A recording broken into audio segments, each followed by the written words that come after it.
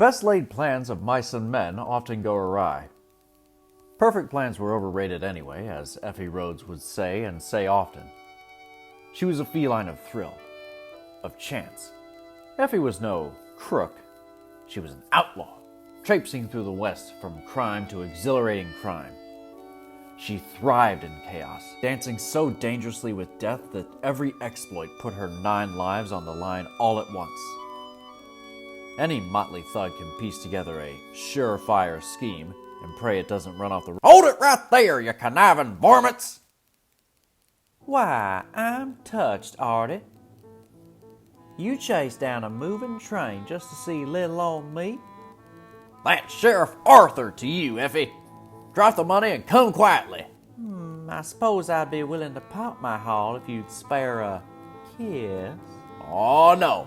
I ain't falling for that old trick again. Course, what was I thinking trying to get the upper hand on such a decorated lawman such as yourself? You're making fun of me, ain't you? Effie was impressed.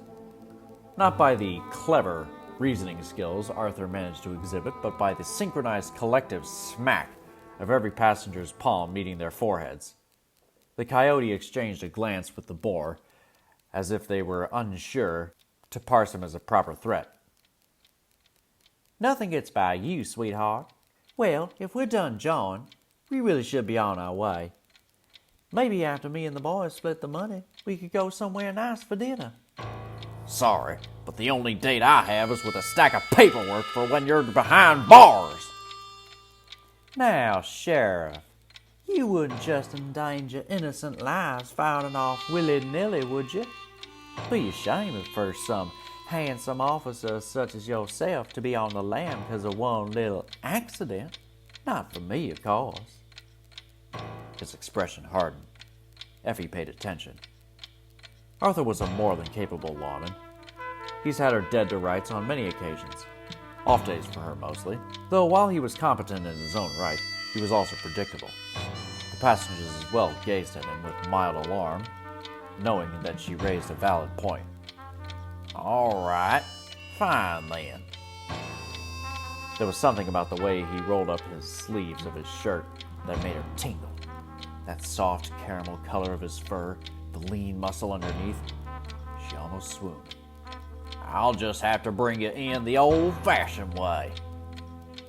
As much as she would have loved to continue pestering him, she had a heist to finish.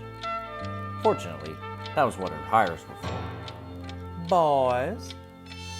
Effie made a mental note to apologize for the eventual bruises the sheriff would be nursing.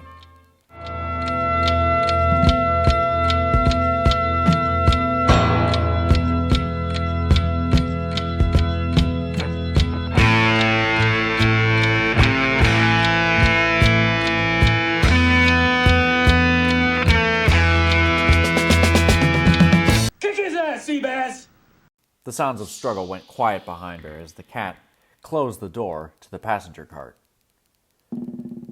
The hot desert hit like a sun-baked bull once she climbed onto the roof.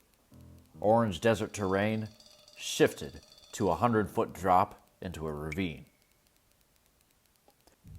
You got nowhere to run, Effie! Her sharp hearing picked up his call from 3 carts down.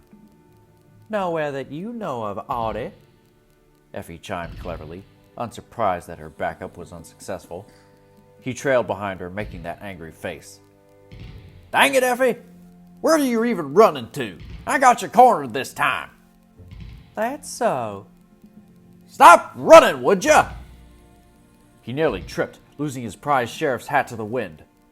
Why don't you make me? There was the angry. Those gritting buck teeth gave it away. Effie was at the end of her road. No more train carts, and the lack of a ground made for a career and life-ending hazard. Arthur huffed behind her, closing in confidently. You're one hard lady to pin down, you know that? Just takes a big enough pin, Sheriff. Effie punctuated with a wink. Care to try it for yourself? Won't have to after you're locked nice and tight behind bars. Got a real one-track mind, don't you, Artie? Only when it comes to crooks like you. Aw, so I do have a special place in your mind. Miss Effie Rhodes? He wasted no time loosening his lasso. I hereby place you under arrest. My, you caught me, Sheriff. She threw her hands into a dramatic swoon like a distressed maiden.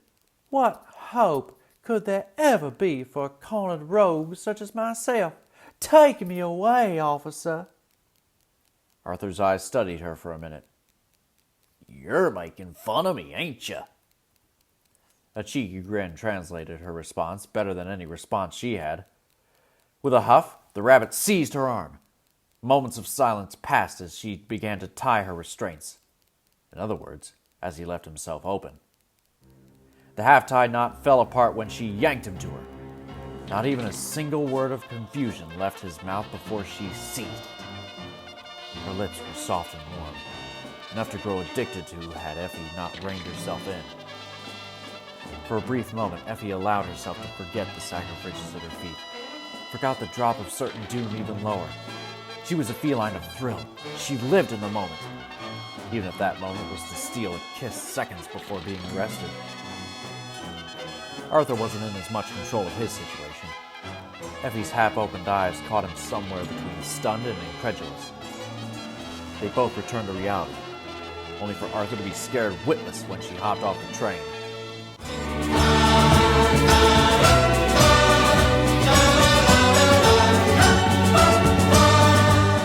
In his panic, he screamed her name, aiming his head off to the side where she jumped. It was only after inching over the side of the cart did he realize. The train was back on solid dirt. On top of that, Effie wasn't a stain on the hills. Rather, she was sitting pretty on her trusty steed. From atop the horse's saddle, a very smug and soon-to-be wealthy Effie shot him a grin. Always one step ahead, Audie. We should do this again sometime. My tree. She flirtily blew him one last kiss. Most lovesick couples would make a show of figuratively catching imaginary affections when bidding each other farewell. Arthur, on the other hand... Rhodes! Perhaps one day, she'd get him screaming under different circumstances.